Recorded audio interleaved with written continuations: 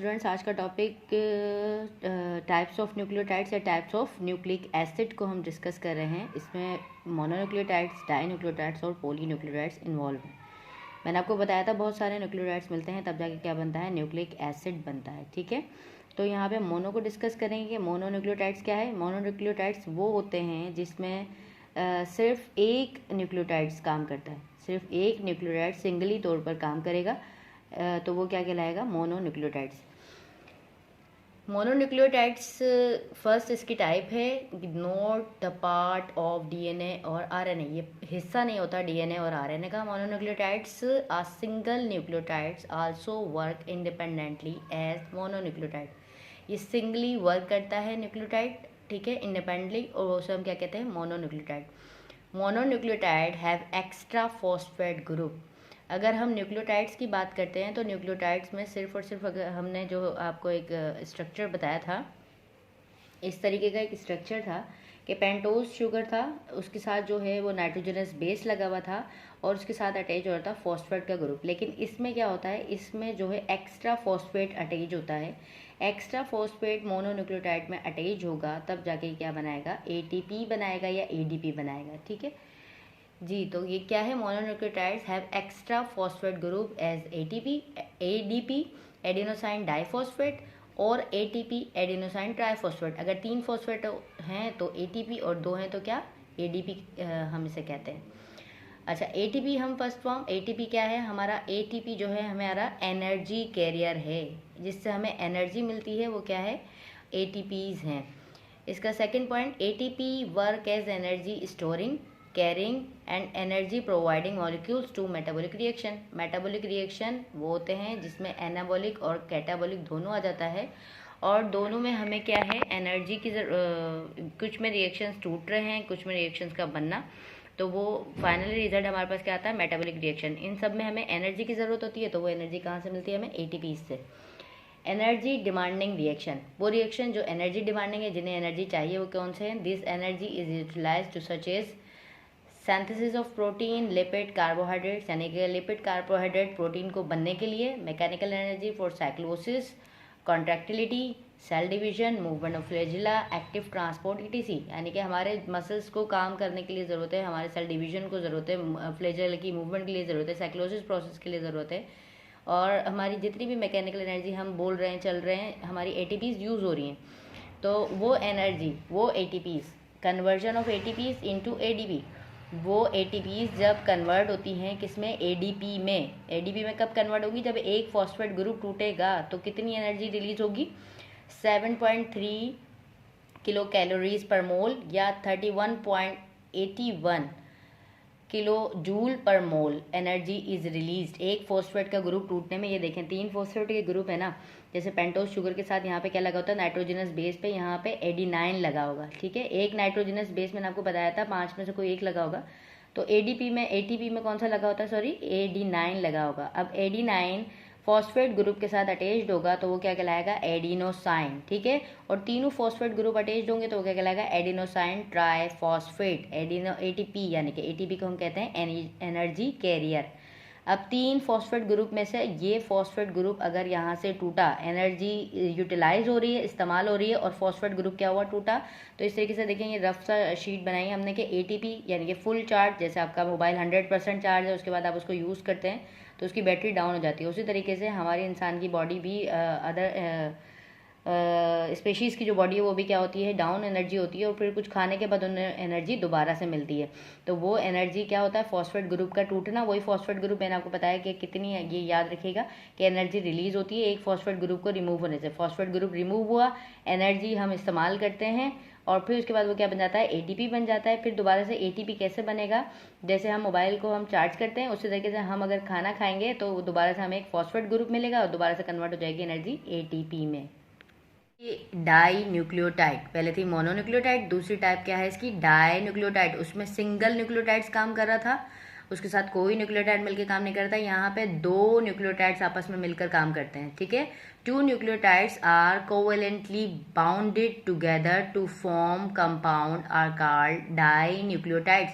2 nucleotides का आपस में, ये देखिए 2 न्यूक्लियोटाइड्स का मैंने स्ट्रक्चर बनाया है। ये एक न्यूक्लियोटाइड हमारा, ठीक है, नाइट्रोजनस बेस फर्स्ट कार्बन पे अटैच है। ये क्या है, पेंटोज शुगर 5 कार्बन वाला, ठीक हो गया। 5th कार्बन पे इसके क्या ग्रुप अटैच है, फॉस्फेट ग्रुप अटैच है। ये दूसरा हमारा nucleic acid sorry nucleotides, 2 nucleotides आपस में मिल रहे हैं तो, और उसका फॉस्फेट ग्रुप आपस में क्या करेगा, बॉन्डिंग करेगा। फॉस्फेट ग्रुप आपस में बॉन्डिंग करेगा तो क्या बनेगा, NAD। NAD stand for nicotine amide adenosine dinucleotide. हम जैसे ATP को क्या कहकर आए हैं, ATP को हम एनर्जी कैरियर कह रहे थे, यहाँ पे NAD को हम क्या कहते हैं, इलेक्ट्रॉन कैरियर। जैसे हमारी घरों में स्टोर रूम होते हैं ना, उसी तरीके से यहाँ पे हमारी बॉडी के अंदर क्या है, एक स्टोर रूम है, उसको हम क्या कहते हैं, NAD, यानी कि इलेक्ट्रॉन कैरियर। कोई भी रिएक्शन के दौरान जब इलेक्ट्रॉन एक्स्ट्रा हो जाते हैं तो वो क्या किसके पास रखवा दिए जाते हैं, वो NAD के पास रखवा दिए जाते हैं, ठीक है। ये डाइन्यूक्लियोटाइड्स के एक टाइप है, निकोटाइन अमाइड एडिनोसाइन डाइन्यूक्लियोटाइड्स। इस तरीके से देखें, जैसे ये हम लास्ट पढ़ कर आए कि ATPs में से फॉस्फेट ग्रुप रिमूव होगा, जब हमें एनर्जी चाहिए होगी तो वो क्या हो जाता है, AD भी बन जाता है। यहाँ पे क्या होता है, यहाँ पे पॉजिटिव साइन क्या है, इसके पास से इलेक्ट्रॉन जा रहे हैं, ठीक है, पहले आते हैं और फिर क्या होते हैं, जाते हैं। जाएंगे तो कौन सा साइन आ जाएगा, पॉजिटिव चार्ज आएगा। इलेक्ट्रॉन्स का निकलना, ठीक है। यहाँ से इलेक्ट्रॉन क्या होगा, यहाँ से इलेक्ट्रॉन जो एक्स्ट्रा होते हैं ना, ये इसके साथ इलेक्ट्रॉन के साथ क्या आ जाता है, इलेक्ट्रॉन्स आएगा इसके पास, और उसके साथ साथ क्या आ जाएगा, हाइड्रोजन भी आ जाएगा। सेल को काम करने के लिए एनर्जी चाहिए ना, तो सेल के पास एनर्जी आती है तो वो NAD के पास रखवाता है।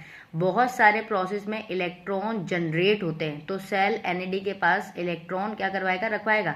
जब इलेक्ट्रॉन रखवाएगा ना तो उसके साथ साथ उसके पास घूमता हुआ क्या आ जाएगा, हाइड्रोजन भी आ जाएगा, फ्री हाइड्रोजन इसको मिलेगा, तो ये क्या हो जाएगा, NADH हो जाएगा, ठीक है।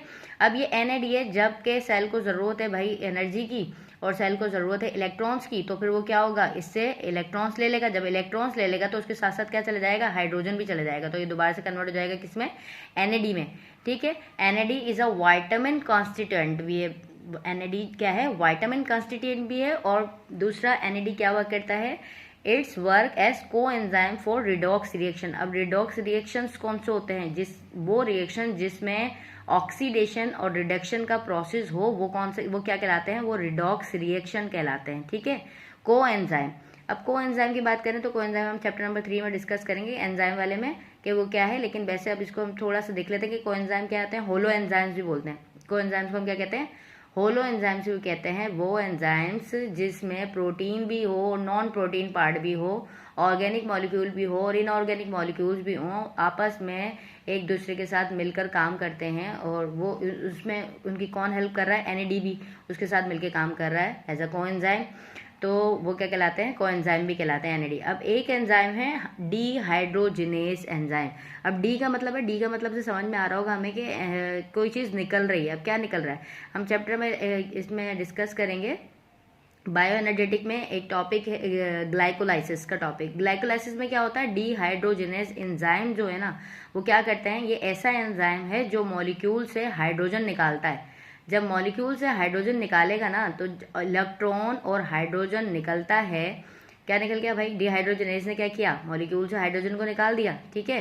जब इलेक्ट्रॉन और हाइड्रोजन निकलता है तो NAD के पास ही रखवाया जाता है। किसके पास, ये डिहाइड्रोजनेज एंजाइम जब भी हाइड्रोजन निकालेगा तो किसके पास रखवाता है, NAD के पास रखवाता है, क्योंकि NAD जो है वो क्या है, हमारे पास इलेक्ट्रॉन कैरियर है। NAD क्या है, हमारे पास इलेक्ट्रॉन कैरियर है, इसलिए डिहाइड्रोजनेज जो भी निकालेगा हाइड्रोजन और इलेक्ट्रॉन, वो किसके पास रखवाया जाएगा, NAD के पास रखवाया जाएगा। ये था इसका डाइन्यूक्लियोटाइड। थर्ड इसकी टाइप है पॉलीन्यूक्लियोटाइड।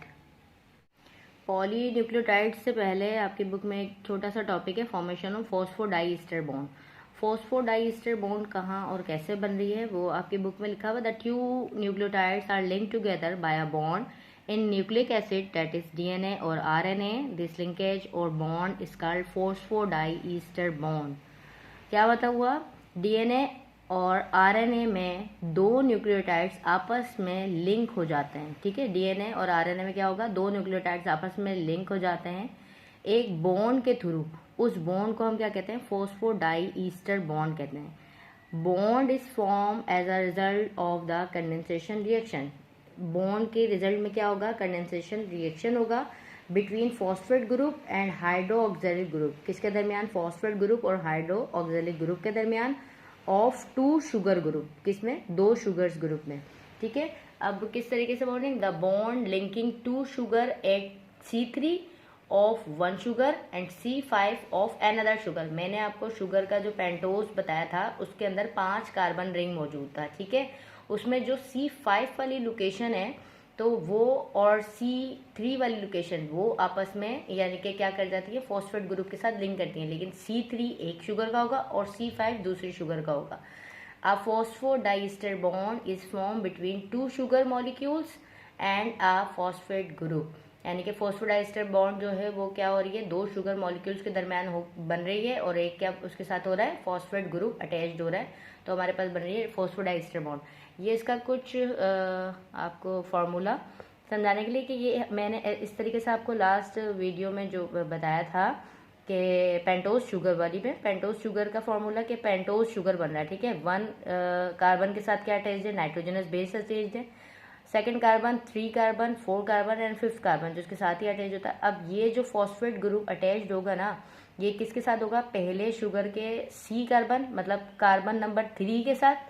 ठीक है, कार्बन नंबर 3 एक शुगर का और कार्बन नंबर 5 दूसरे शुगर का। ठीक है, कार्बन नंबर 5 और कार्बन नंबर 3 दो शुगर के मॉलिक्यूल्स आपस में एक दूसरे के साथ अटैच्ड होंगे और उसमें क्या अटैच्ड होगा, फॉस्फेट ग्रुप, तो वो क्या बनाएगा, फॉस्फोडाइईस्टर लिंकेज।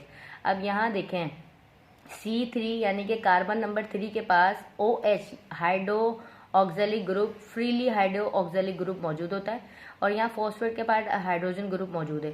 यहाँ से हाइड्रो ऑक्जेलिक ग्रुप और यहाँ से हाइड्रोजन ग्रुप क्या किया जाएगा, रिमूव किया जाएगा। कंडेंसेशन प्रोसेस में आपको बताया कि पानी क्या होगा, हमेशा रिमूव होता है, पानी निकलता है, तो ये क्या हुआ, वाटर रिमूव हुआ, तो ये क्या हो गया, H2O, कंडेंसेशन रिएक्शन हुआ। ठीक है, उसके बाद ये दूसरा मॉलिक्यूल है हमारा, फॉस्फेट ग्रुप है, ये पेंटोज शुगर बनाया, दूसरा पेंटोज शुगर। देखें एक शुगर का मॉलिक्यूल और दूसरे शुगर के मॉलिक्यूल के साथ आपस में क्या कर रहा है, बॉन्ड कर रहा है, किसके साथ मिलकर, फॉस्फेट ग्रुप के साथ मिलकर।